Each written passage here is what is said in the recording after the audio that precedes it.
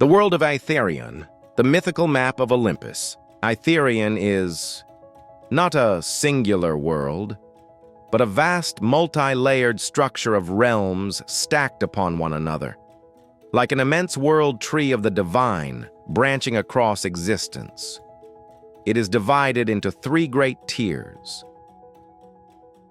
Chapter 1. The Storm on Mount Olympus. When thunder no longer strikes for justice but out of fear, a new era begins. For 3 days and nights, the skies above the Hall of Sacred Thunder had raged without rest.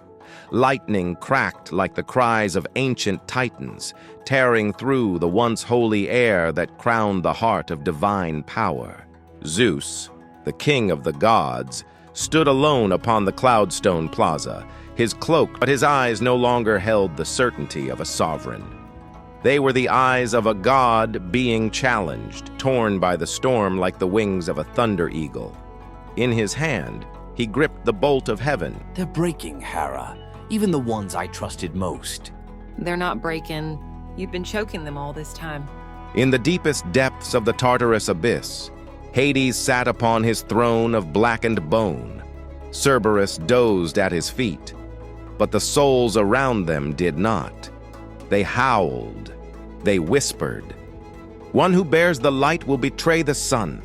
A lost god shall become the key to resurrection, and the fire beneath the earth will burn Olympus to the ground. In Ilaros Vale, where the harvests had never failed, Demeter felt the wind lose its sweetness. Petals withered without reason. She stepped into the heart of the wheat fields, and there stood Persephone, her daughter, returned from the underworld before the spring had come. It wasn't a person. It was the universe itself. Something is changing. In the heart of the mortal realm, Poseidon stood at the edge of a rising cataclysm. The god of the sea no longer slumbered. Earthquakes surged from the ocean's depths all the way to the storm-filled skies.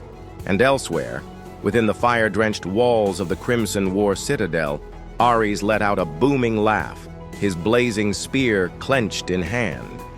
His army had awakened. This world has gone far too long without divine bloodshed. And like a thunderbird tearing through the skies, Artemis looked up from the sacred forest, bow drawn tight beneath the storm-lit canopy. Whoever loses the first arrow will shape the age to come. Chapter 1 ends with an ancient inscription etched in lightning.